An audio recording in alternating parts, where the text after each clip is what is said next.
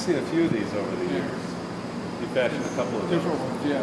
But the whole idea here, and what we did with the exhibit was to use less as the jumping off point for innovation and inspiration. You know this. You know, I mean,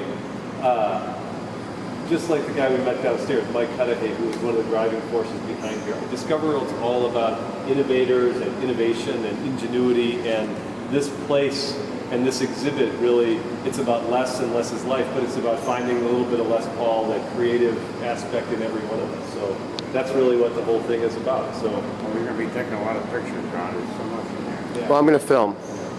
We're filming. Oh, Yeah.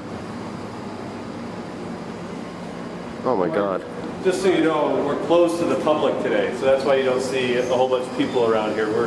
We closed for a little maintenance, and we'll be back open tomorrow. Once upon a time, there was a house. In this house lived a boy who heard and saw the world differently than you or I. Even though his family had little money, he used the things he had around him. He was encouraged by his mother and inspired by his hero. He found others who thought the way he did. He was never satisfied with the way things were, so he took what he learned in his living room and went out to change the face of the world. The original piano from St. Paul. Oh my God. And the house. How cool is that? And this is kind of a recreation of Les's first lab, which was his mom's living room here. And so in the window you've got his mother. Oh, cool. And you've got Edison on the other side, two big influences on his life, and we show other... Thing that started stereo, right, or digital, is when Dad used to poke holes in these things to have... I was going to tell you to tell that story. Huh? I was going to tell you to tell that story. Keep going. Well, what happened is he was punching holes in there, and if it didn't work out, he'd tape them back up with a piece of Band-Aid or a piece of tape, so they would play something else. But this later became what everybody called digital. And that was because of the roll. And when is this we're talking? Talking about early 1921? Well, I mean, he was a boy. Yeah. Mid-20s, probably mid-20s. Yeah. You're 10 years old or something, maybe. I don't know. Okay. But this is where digital Les was, of course, and born he didn't realize, June 9th, 1915. He didn't realize that this was digital until later on. Because the faster you go, it stays in the same key. Same key. Stay in the same key. Whereas tape, it changes key. Stay in the same key. That's amazing.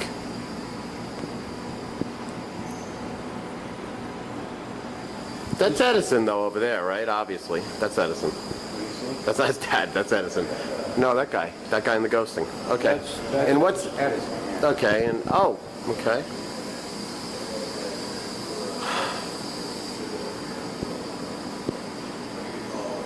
Telephone. The boy looked around his living room. Everything he needs is there. Sitting mostly quiet in the corner is a telephone. Mouthpiece, connecting wires, tiny speaker, and a dialogue mechanism. A mental spark ignites. Sometimes the most ordinary objects are the most useful. Thank you, Thomas Edison. Okay, what do we got here? Well, we've got some of the inspiration. You know, you see even the wallpaper in this room is old Popular Mechanics. Those were Les's textbooks when he was a kid, and so you know he'd go through and use some of those things to get inspiration for working on things like the radios, and you know here's a old phonograph that we've used here, the crystal radio set. He tells a whole bunch of stories about growing up in Waukesha, and, you know, learning what he did from some mentors in the radio business and really getting his start in that way.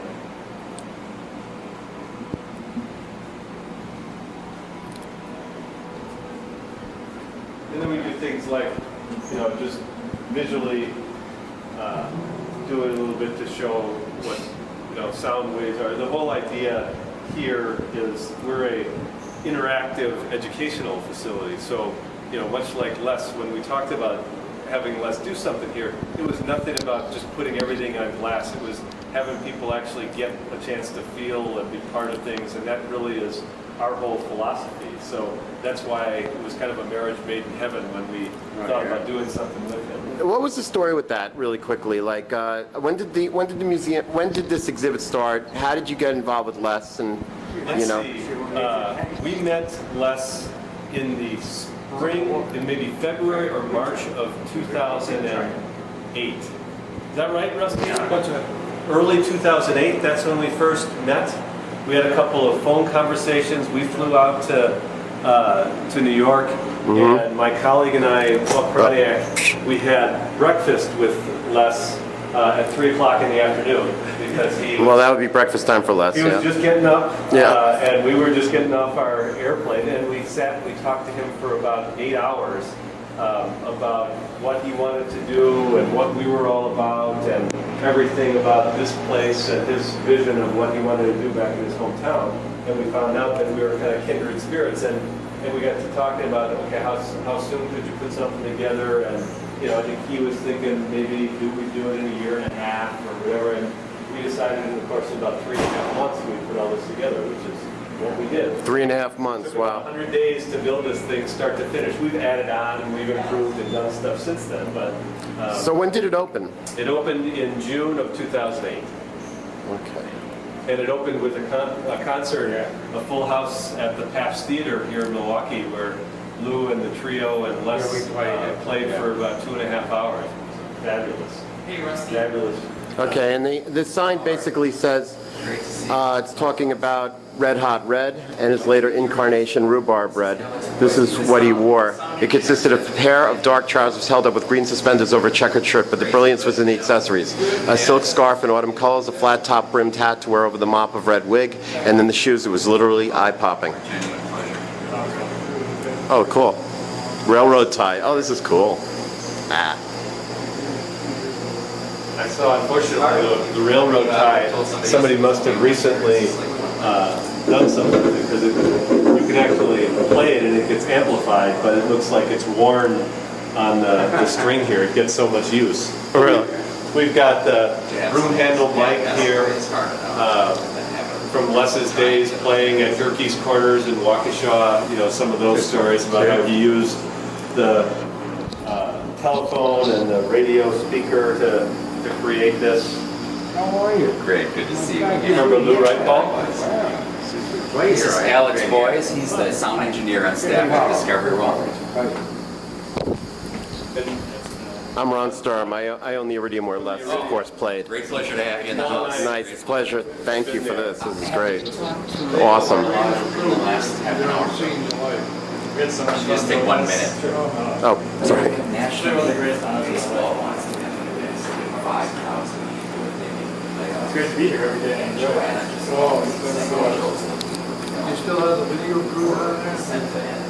Yeah, we have the video in there going. That's all I'm going to do. What do you think, Lou? Well, you've been here before. You've been here before. Yeah.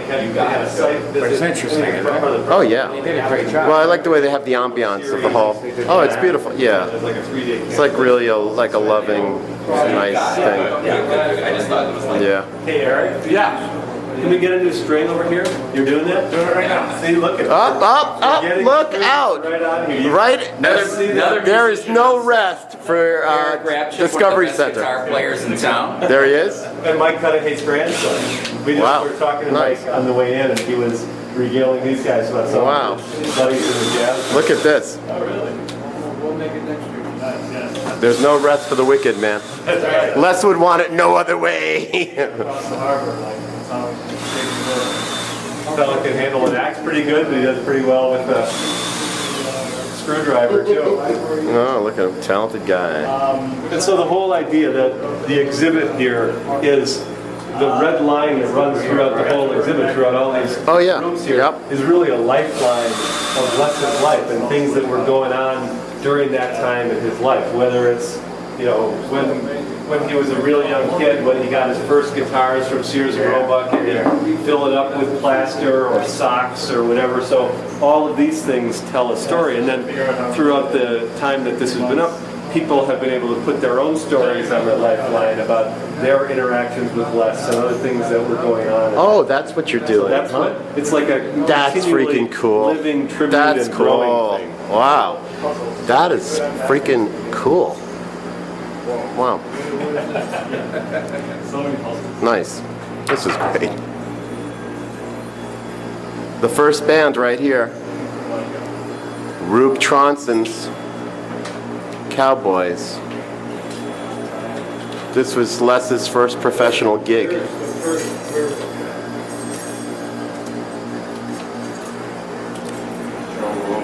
Yeah, Joe Wolverton.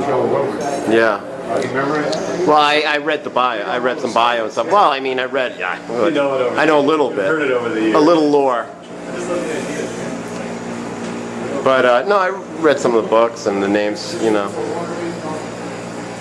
Django. Les thought he was the greatest guitarist he ever heard. Django Reinhardt. Yeah. Yeah, that was in. Do you remember the story of, Les L5. told the story of how when he moved west, he couldn't take all his guitars with him, so he gave a bunch of them away, and this was one of those. And he told the story of he was playing he got the guitar back after it had been gone for years. A woman called him and said, "Hey, I think I have your guitar." And she read the serial number or whatever, and he thought it might be the one, but he said, "I'll only believe you if it's got a scrape along the bottom here," because I remember I was playing a gig in Waukesha, Wisconsin. I got up to leave, and I scraped it along the pool table or something like that, so he could, remember that this one had that particular marking on it, and that's how he knew it was his years after the fact. 1928. You mean Discovery World? Lou, you remember the 20s, Lou? You remember the Roaring 20s, Lou? You remember the Roaring 20s? The Roaring. The Roaring 20s? No. Okay, he's a young fella. Who's calling? Oh yeah, this is crazy, man. This is when he had a radio station in an apartment building. Where was this? It was in New York, right? Yeah. Les had a radio station, illegal radio station. He was broadcasting with all his friends. They would play gigs and then come home and just jam all night and record it. And they would hear it for a few miles, and he was saying that sometimes they heard it for miles. I don't know. And we did, since a lot of what Les was about was stories and, his own life, we had a few people who do Marvel comics take some of Les's, this one about how Les got electrocuted and lost some of the feeling in his hand. Oh my God. He got involved in the radio. We put that story in, or gave that story to a comic artist. Oh, that's funny. Created this. That's comic, cool. this Yeah. Well, Les was a comic, so there you go. Les, Jimmy, and Ernie. This was his first trio. Yeah, they were With Jimmy Atkins, right? Chad Atkins' brother. His brother. Yep. They did the Fred Waring show. Some nice guitars in this case. A little gold top action, huh? Yeah. Yeah. Nice. Here's another one of the L5s that we found the guy who had this, who lives in Lake Havasu City, Arizona. It had been passed down through the years from person to person in his house. And he heard about 2 weeks before we were going to open the exhibit, he heard that we were doing this, and he contacted us, and he came back for the concert. And so because he wanted us to display this guitar, and he wanted Les to see it. So he showed up the day of the concert. We picked him up at the airport, and he had the guitar case, and he had the guitar with him, and he had nothing else. And we said, okay, well, we'll go down and get your bags. And he said, no, I didn't bring any bags. I don't have any clothes. I figured I'd buy some when I get here, but I wanted to make sure I brought the guitar with me. So that's the type of people that kind of came out of the woodwork when we were building this exhibit, of people who had such great admiration for Les. Wow. And we've got, the story, or this exhibit we call Les Paul's House of Sound, which is based on one of the stories he tells about his buddy Bing Crosby driving him through Hollywood, pointing out different pieces of real estate along Sunset Drive or the Sunset Strip or whatever that's called, and saying, hey Les, what do you think about this piece or that piece? And finally Les said, Bing, those are all great places, but why are you asking me? being said to him, well, Les, you should have your own house of sound. Yeah. People come to hear your sound because you do it different than anybody else. Oh wow, So again, that's the origin, huh? we took that's House the of origin Sound. of what we called Yeah, wow, how cool! I didn't know that. That's cool. And Wow. it's memorialized Very nice. their comic here again by another one of these comic artists that we commissioned during this time. Garage, yeah, the studio in the garage. Yeah, studio garage in We created California. around the corner over here. Yep. He said he could never replicate that sound again, and he said that industry guys would come to check out what was going on in that place. Now, what's this guitar about? That's one from Les's own collection. He still, That's a newer one. yeah, but he kept this. Yeah. But it's certainly not the 29 or the 40. No, this is a newer They didn't have vintage. cutaways in the 29. But this is from his own stuff. The others Yeah. we got from other people. Right. It's a Gibson L5 acoustic arch top.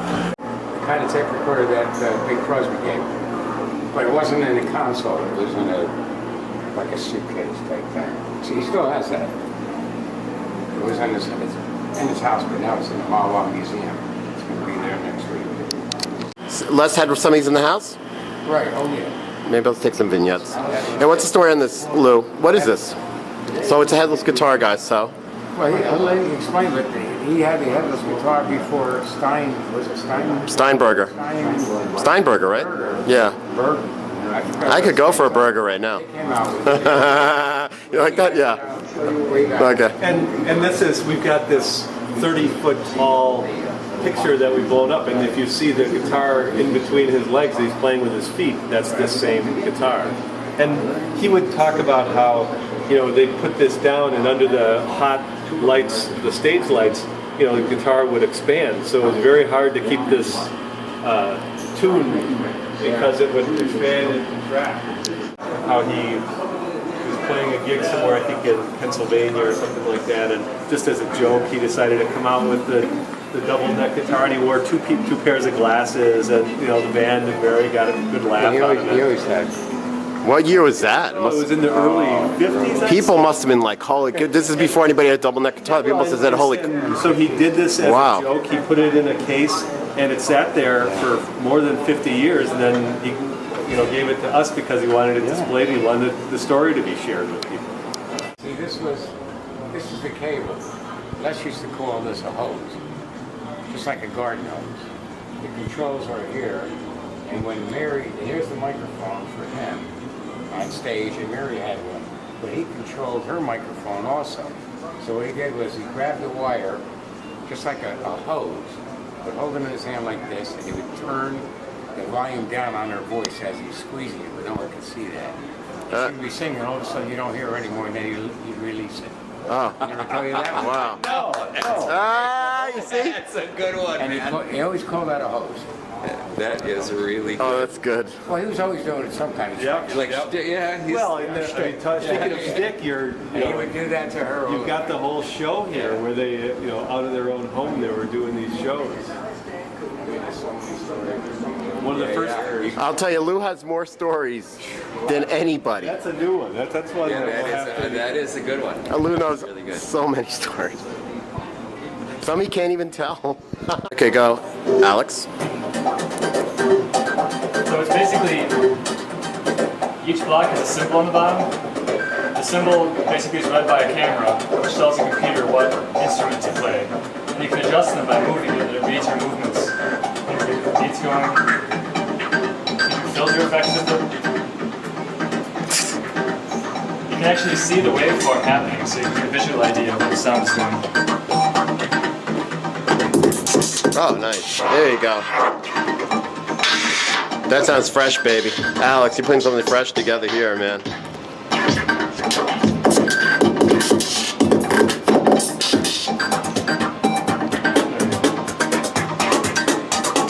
That's good, man. We can market this. It's good, man.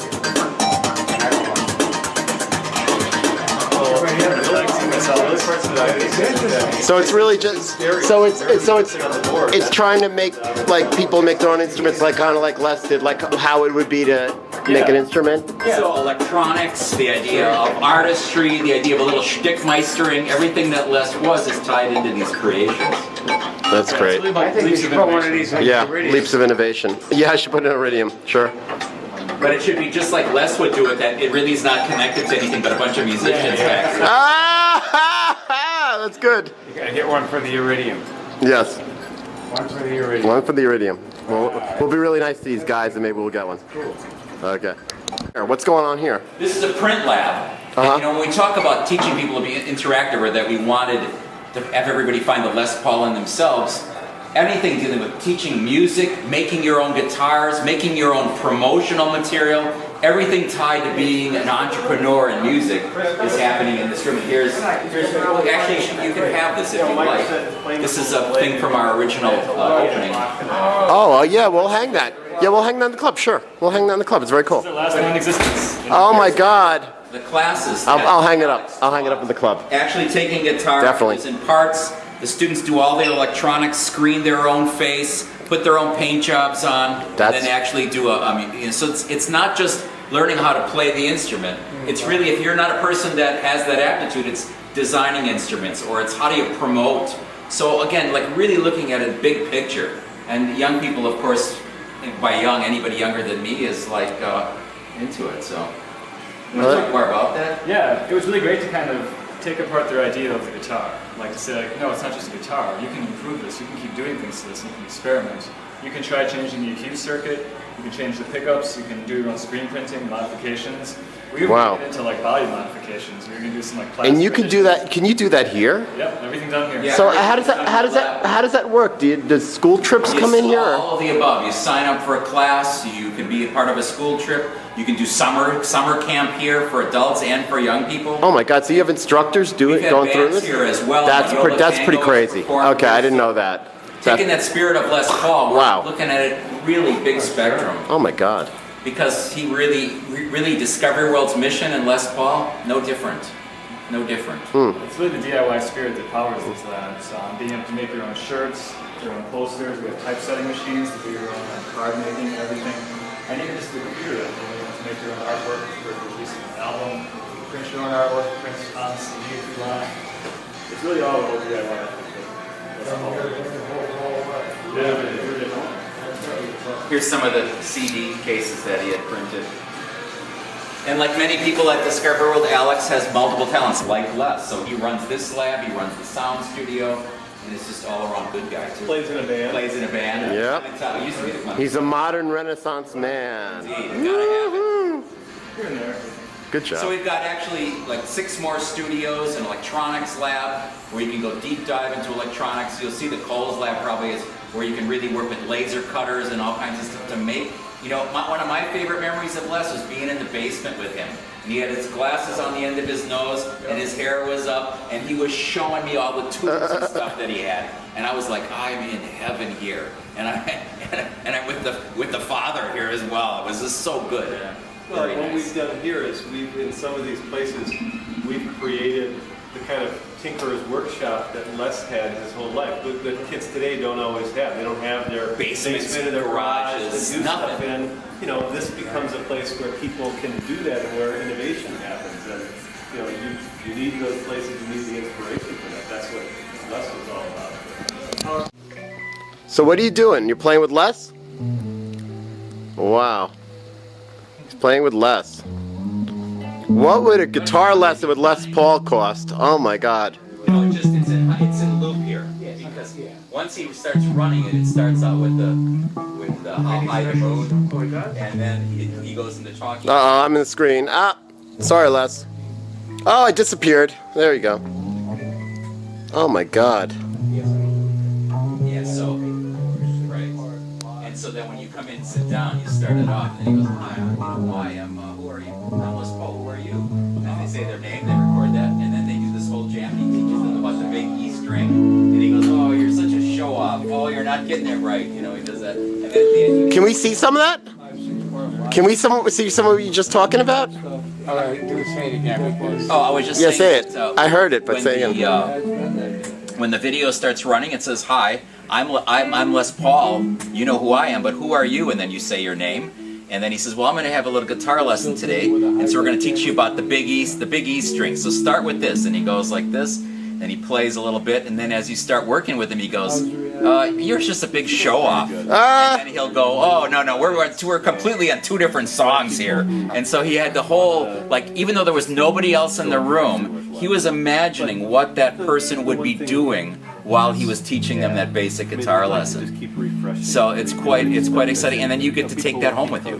Wow. So either on a memory stick or a disc. Do we get to see that right now in action or no? We've got no technicians here. Okay.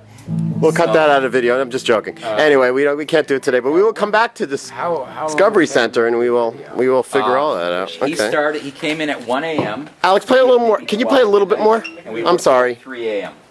You better play well, man. He just did 3. Let's hear it. Come on, this is for real. That's pretty cool. Oh, this is too and so cool. We've got him. How cool is this, with man? a guitar lesson, him with a jam, and then his life. So you could actually, like a newscaster, read about his life. That's great. And we used this, we launched this with Les, but now we've kind of learned from that. We're doing an experience with the brewers, where one of the brewers... That's cool, man. Okay. Some back and forth, but we kind of got the idea, and we launched it through Les and started it. Wow, that's beautiful. Around here. That's beautiful. Yeah. Wow. And the taping of it happened right in this studio. Very late on two nights before we launched the exhibit. Yes. It was really fabulous. In fact, you might see, if you lifted up his guitar, you'd see a little bit of the food stain from what he ate for dinner. What? I got some of that, yeah. No, for You'll sit you in Alex's spot. Oh, come on. Okay. I'm not worthy. Huh? I'm not worthy. Ah, that's nice. Okay. Play a little, Lou. Hear that really? Lou, play a little. You know how to play that thing? Oh, Lou. Yow!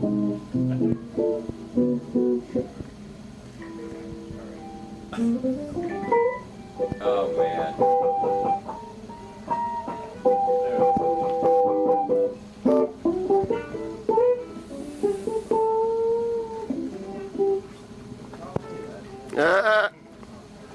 Oh, you got it. Yeah. Is he right there? Stay there, Lou, for a second. I am the audio engineer at Discovery World. Help build the House of Sound, small House of Sound. This is Fritz, our binaural microphone. Basically, Neumann has recreated the human head in a microphone. Inside the ear canals are high-quality capsules tuned to the frequency spectrum of our own ears. So when you listen to this microphone with headphones, you'll actually hear the entire spatial landscape around you as if you were in that room. And the way it does it is just the way our own head does it. If I'm talking in this direction with the microphone, the head is actually blocking a lot of the sound, being scooped into this ear that's very similar to ours, and is being received by the left ear a little bit later and more dull. So you're able to hear stereo as if you really were there, instead of having just two microphones, where it's not really true stereo as binaural sound is. Very good. Thank you.